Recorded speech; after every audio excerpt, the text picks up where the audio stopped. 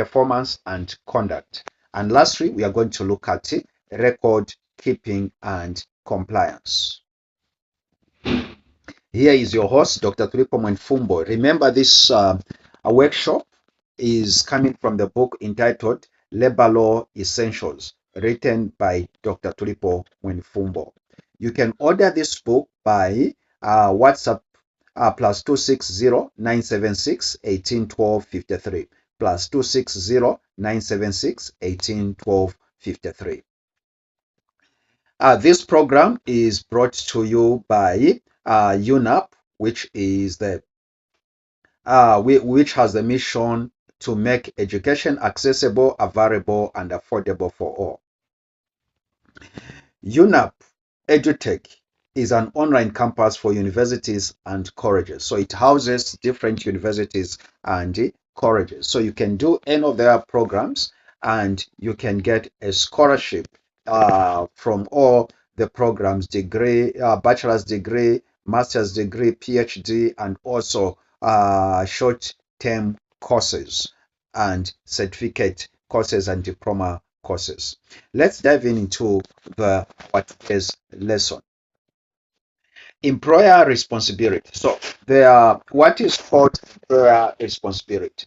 As an employer, you have the responsibility, or employers have the responsibility to number one, they have the responsibility to ensure that their employee has signed the contract. There is what is called employment contract. This should be a written contract outlining terms and conditions.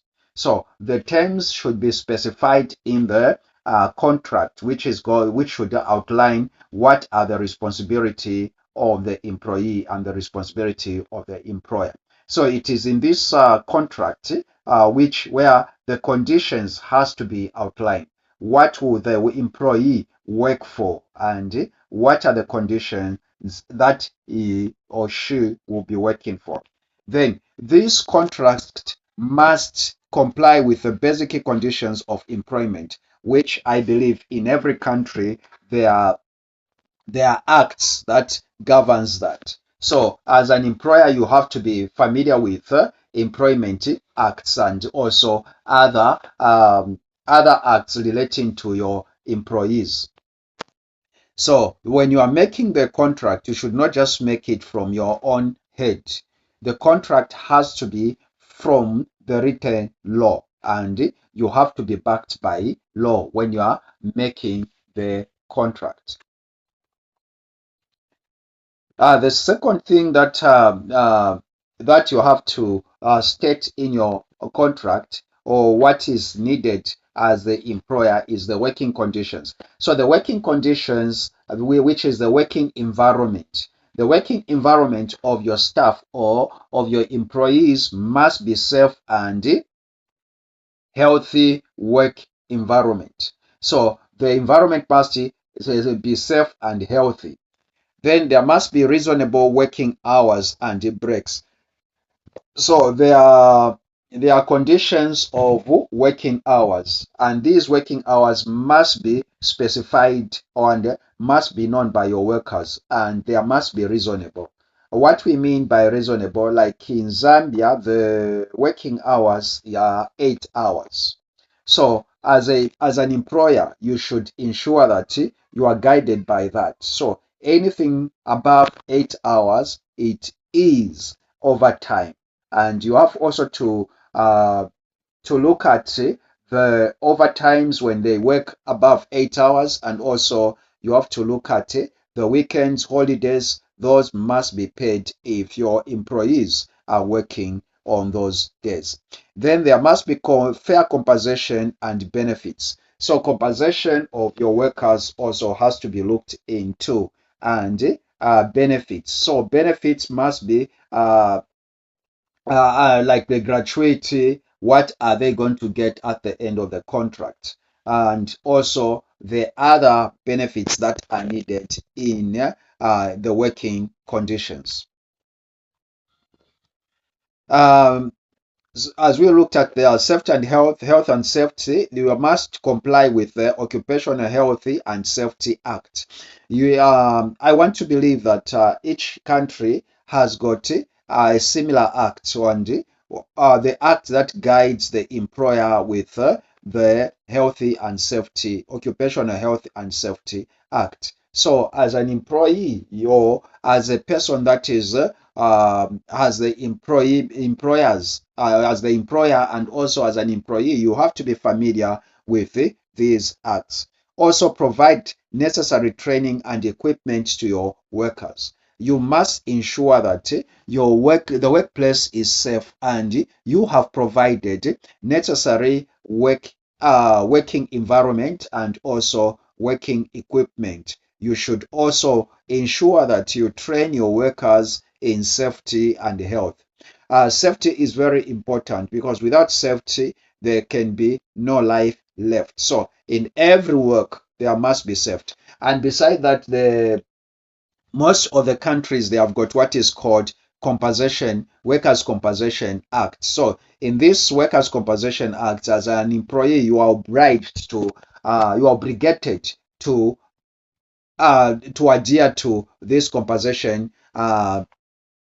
Workers' Compensation Act, or firm, which you have to protect your workers. If anything happens, you must be able to compensate your workers, and it is your duty as the to affiliate to these compensation or insurances that protect the safety of workers, so that if your worker is injured, then they are going to take care of the bills. Now, let's look at managing employee performance and conduct. Number one, there must be performance management. So, as the employer, you should give what is called performance management, which is regular feedback and evaluations. You must be able to evaluate your staff. Your staff should not just be surprised that no, we are firing you because you have not been working. There must be specified, and there must be a way of monitoring your workers and what is expected of them. Most of the times that in many times I've seen leaders who want a feedback, or who want the performance of their subordinates, without that subordinate knowing what they are supposed to do. So, as the employer, you must be able to let your workers or the employees understand and know what they are supposed to do, and what they are supposed to report, on what grounds are they supposed to report, and where are they going to see that they have failed to perform the work. Because the work should be based on the contract, and it should be based on the job description. So you must set the job description, which should specify what the worker has to do, so that when the worker fails, you have where to point out to and say, you have failed to do this. So even if it is firing him, you have got the grounds where you have signed, and or the job description that has been given to that employee to do.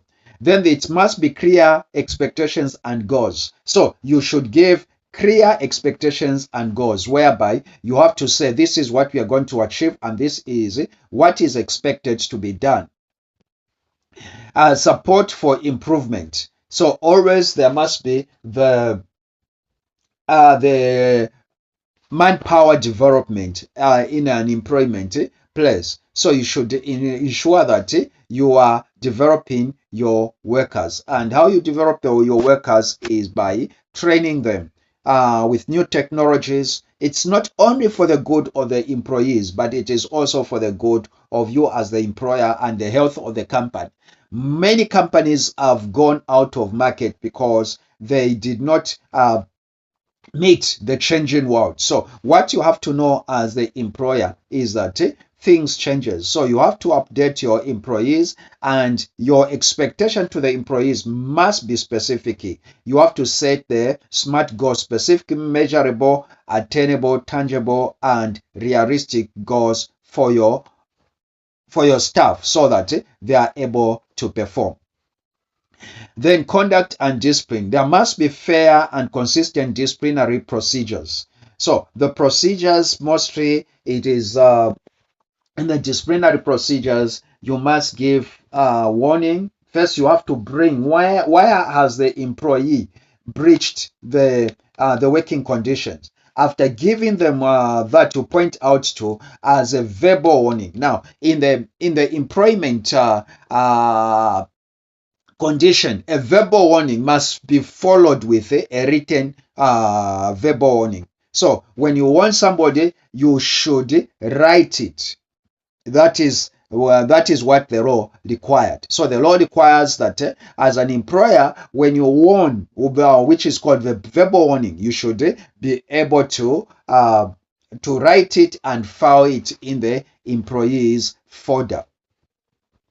Then there must be clear code of conduct. The code of conduct must be clear in an employment environment. What conduct are you expecting from your employees? And how should your employees behave? And what are they supposed to how are they supposed to relate with your clients and other employees? So that should be specified, and the workers and your staff must be able to know that. Protection against unfair dismissal. As the employer, you have to understand that unfair dismissal may cost you much as an employer. There are laws that governs, there are laws that protects the workers. So you should be able to understand those, that you should not just wake up and dismiss your employees. There must be reasons. For example, if the company is falling down, if the company is not making profit, there is a procedure and there is the negotiation that you have to make with your employees, especially if it's a big company which has employed more than 50 people. So the working conditions must be there, and also there must be the union. So any company that has employed, is it over 20 people to going up, it must have the representative which should be able to represent your employees. Record keeping and compliance. So as an employer, you are obligated to keep the records according to the labor laws.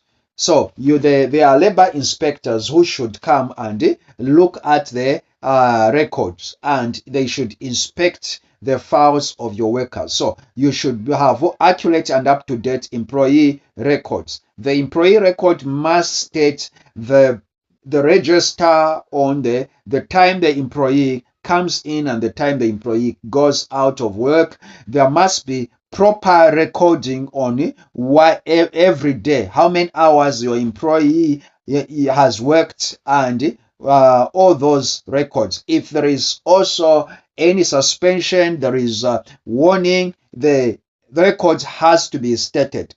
Then all these records must be confidential and data protection. So as an employer, you have the obligation to ensure that there is confidentiality in the records of your employees, because there are a lot of personal data that you keep, the family data and other data like salaries, allowances, and other things which may not be better for anyone to have access to them. So it is your obligation as the employer to have record keeping and compliance. So compliance, familiarity with relevant laws. You must be familiar with relevant laws and regulations. So there are laws that governs every area of employment. Then you have a regular audits and reviews. So you should do the audit. How are the workers performing? And as an employer, you should take interest in the employees. You know, the challenge that is there between the employer and the employee is still that slave master mentality, where you think as an employer you can do anything. Also, where the employees now, they're like in this generation, They want to have the powers which have not been bestowed to them, where they want to bring democracy at work. I want us to understand that there is no democracy at work. There is only rights and powers. So there is a difference between democracy. Democracy is the government by the people, to the people, for the people. But at employment, there are only rights and powers. So the employer has got powers to fire you and has got powers to terminate your contract, whilst the employee has got rights to be compensated, has got rights to be compensated for unfair dismissal. So those are the things that has to be understood as both for employers and the employees. Then cooperation with the authorities and inspections. So as the employer, you are obligated to comply with the inspectors. So you to cooperate and comply with the inspectors when they come to inspect the employees' files and other, how you are keeping your employees. These are the things that are also the challenges that we are facing. I remember one time where my workers were not performing, and when I fired them, they had, like, what happened was that this guard had given him the duty to guard the properties of the company. Now those properties were stolen, and now he wanted to be paid, and he went to the labor officers that have not paid him. And when I talked to the labor officer, the labor officer said, no, just pay him, because this is the political world. They may just tarnish your company's image, and you lose. Yes, he did a wrong thing, but I've lost the properties more than what he could do. I could pay him. And secondly, that person was a guard. I didn't charge him. I didn't even take him to the police for what happened with those properties. So there are political issues that comes in.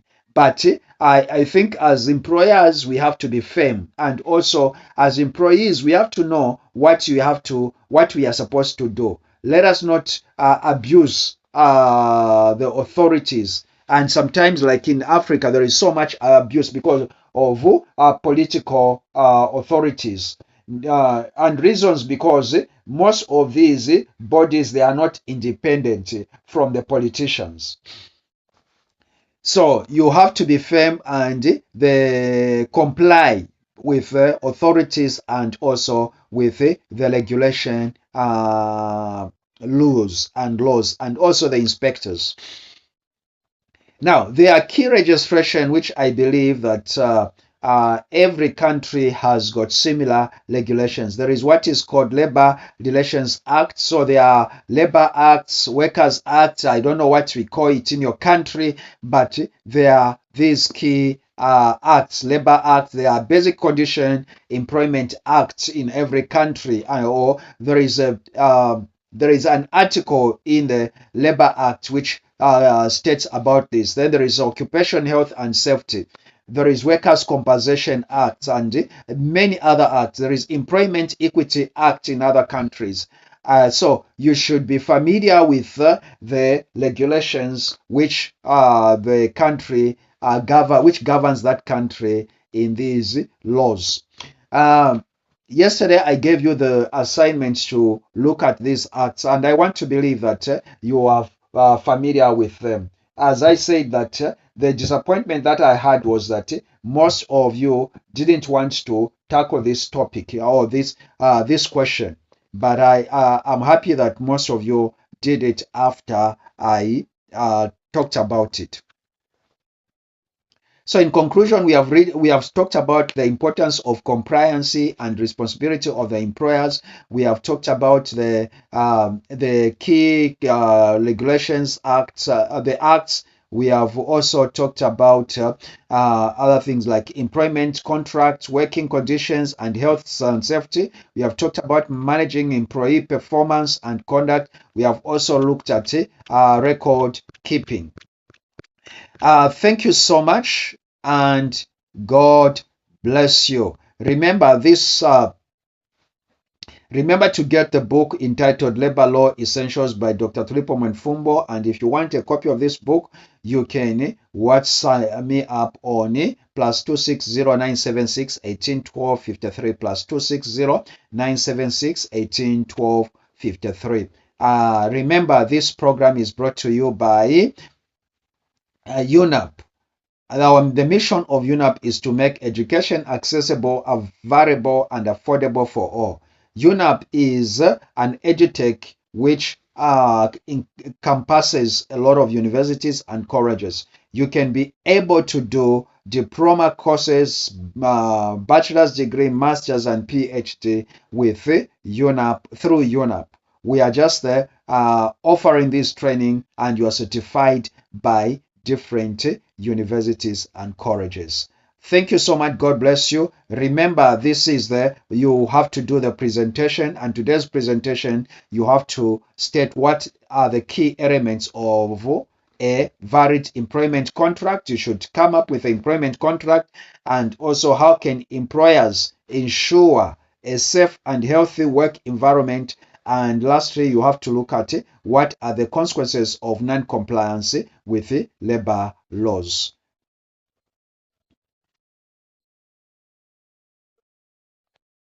Thank you so much, and God bless you.